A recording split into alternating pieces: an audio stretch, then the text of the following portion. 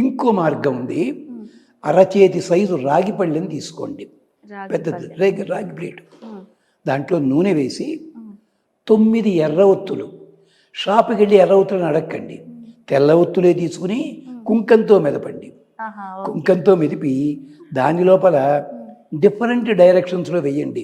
తూర్పు, పడమర, ఉత్తరం, దక్షిణం, ఆగ్నేయం, ఇలా అంటే నక్షత్రాకారంలో వెలిగించి దీపాన్ని వెలిగించి పెట్టి దండం పెట్టండి.